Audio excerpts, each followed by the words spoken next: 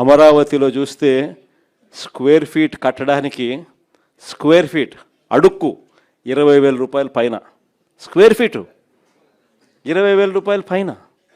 అదే హైదరాబాద్లోనూ బెంగళూరులోనూ చెన్నైలోనూ 5 స్టార్ సదుపాయాలతో ఉన్న రెసిడెన్షియల్ కాంప్లెక్స్ అపార్ట్మెంట్ కట్టాలన్నా 4,500 రూపాయలు, మహా అయితే 5,000 కట్టడానికి అయ్యే ఖర్చు.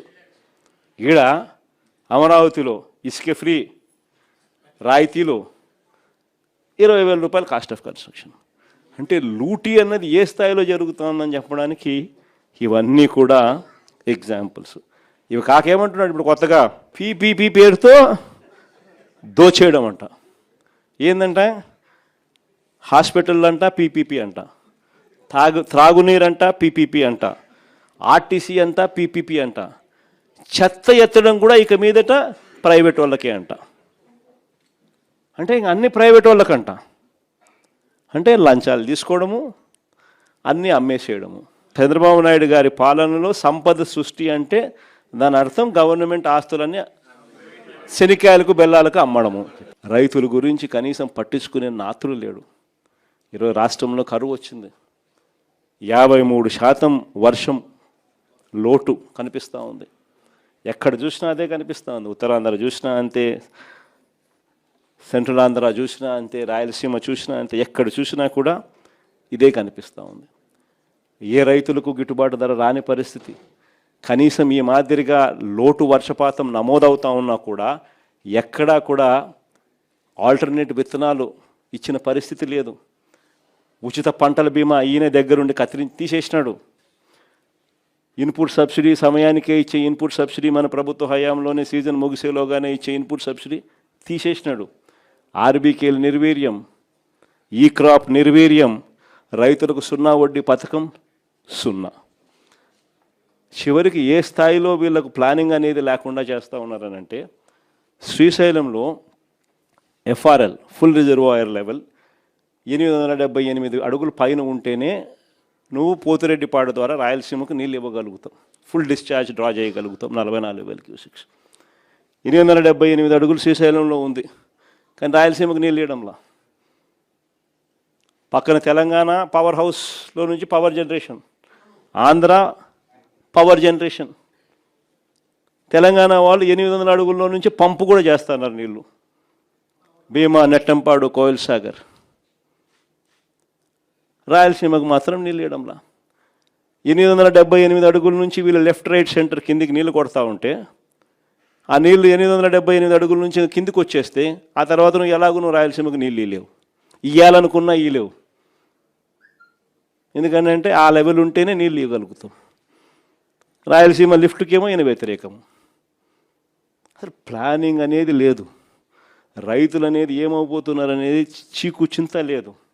కేసీ కెనాల్, తెలుగు గంగ మొత్తం వేసుకున్న పంటలంతా కూడా నష్టపోతున్నారు. నీళ్ళు పరిస్థితులు కనపడతా ఉన్నా కూడా పట్టించుకునే నాతులు లేడు. ఫస్ట్ అంతా ఏమన్నాడు, ఈయనంతకు ఈయనే పంటలు ఏమని చెప్పినాడు. ఇదే కృష్ణా జిల్లాలో కూడా అన్ని చోట్ల రైతులందరూ 40% పెట్టుబడి పెట్టి నారుమడులు వేసి ఫర్టిలైజర్స్ అల్లి 40% పెట్టుబడి పెట్టిన తర్వాత ఇప్పుడేమంటాడు, ఈ ఉచిత పంటల బీమా లేదు, మరోవైపు ఏమో నేను నీళ్ళు ఇవ్వను అంటాడు. రైతులకి ఏమైనా చేస్తున్నావా అంటే ఏమి చేయడు. రాష్ట్రంలో ఇది పరిస్థితి. ఎక్కడా కూడా పిల్లలు సంతోషంగా లేరు. ఫీజు రీయింబర్స్మెంట్, వసతి దీవెన అయితే ఇవ్వక, మామూలుగా వసతి దీవెన ప్రతి ఏప్రిల్లో ఇస్తారు.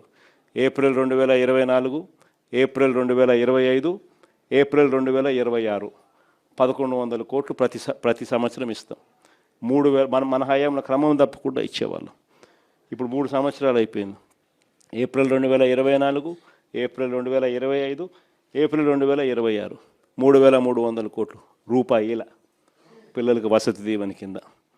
విద్యా దీవెన కింద 2000 జనవరి, ఫిబ్రవరి, మార్చికి సంబంధించిన క్వార్టర్, మార్చిలో ఎన్నికల కోడ్ వచ్చింది.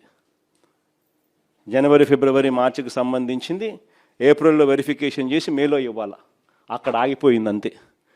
అక్కడ నుంచి ఈ సంవత్సరం కూడా లెక్కేసుకుంటే, ఈ సంవత్సరం మార్చి దాకా కూడా లెక్కేసుకుంటే 13 క్వార్టర్స్, అంటే 13 త్రైమాసికాలు.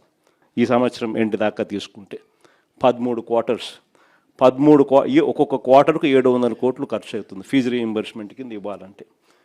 700 కోట్లు ఇంటూ 13 అంటే 9,100.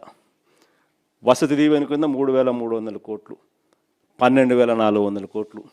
ఈయన ఇచ్చింది ఎంత అంటే ఒకసారి 1,700, ఒకసారి 1,100. 9,000 చిల్లర కోట్లు పెండింగ్. పిల్లోళ్ళు సంతోషంగా లేరు, ఫీజులు అందని పరిస్థితి, చదువులు మానేస్తూ ఉన్న పరిస్థితులు,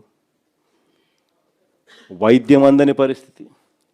అక్క చెల్లెమ్మలకు కనీసం ఈయన చెప్పిన హామీలు కథ దేవుడు ఎరుగు, సూపర్ 6, సూపర్ 7 కథ దేవుడు ఎరుగు. ఇచ్చే 0 వడ్డీ పథకాన్ని సైతం రద్దు చేసేసినట్టు. పొదుపు సంఘాలకు బ్యాంకుల్లో రుణాలు ఇచ్చే రుణాలు మన హయాంలో చంద్రబాబు నాయుడు వదిలేసిన ఇప్పుడు 20,000 కోట్ల చిల్లర ఉన్న రుణాలను మన హయాంలో క్రమంగా పెంచుకుంటూ పోయి 49,000 కోట్లకు తీసుకుపోయినాం. అక్క చెల్లెమ్మలకు మనం చేయూతనిచ్చినాం, ఆసరా ఇచ్చినాం, 0 వడ్డీ ఇచ్చినాం.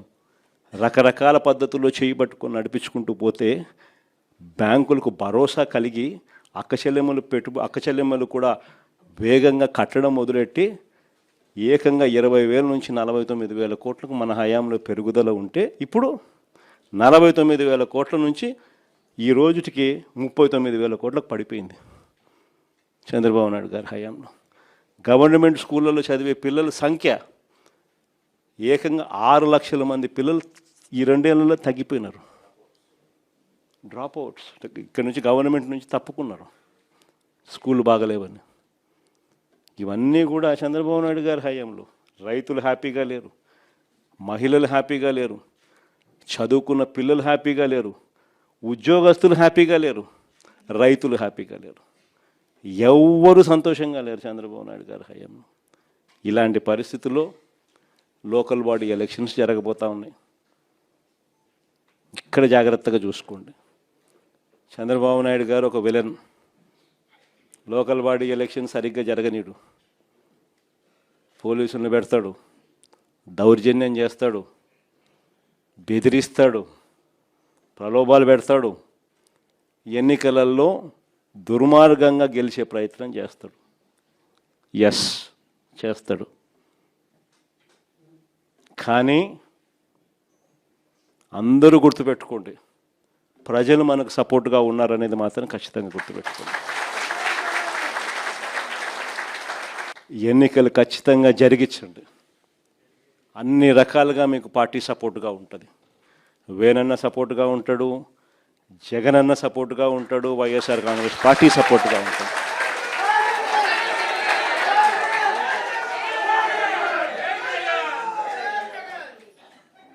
గెలుపు ఓటమిలు వాళ్ళు ఏ రకంగా మేనేజ్ చేసినా, ఏ రకంగా ఒత్తిడి తీసుకొచ్చినా, ఏ రకంగా పోలీసులను పెట్టుకొని ఏం చేసినా కూడా యుద్ధం మాత్రం జరగాలి.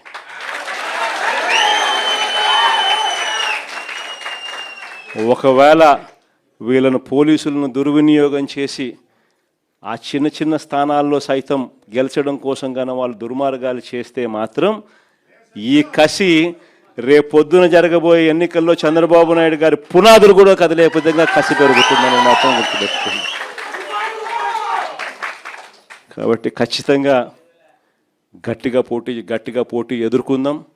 ఎన్ని ఇబ్బందులు పెట్టినా కూడా కళ్ళు మూసుకొని కళ్ళు తెరిచేసరికి ఇంకొక సంవత్సరంలో జగనన్న పాదయాత్ర స్టార్ట్ అవుతుంది, ఇంకొక సంవత్సరంలో ఎన్నికలు జరుగుతాయి అనేది మనల్ని నడిపించే విధంగా మనం ఎదురును ట్యూన్ చేసుకుందాం, గట్టిగా యుద్ధం చేద్దాం.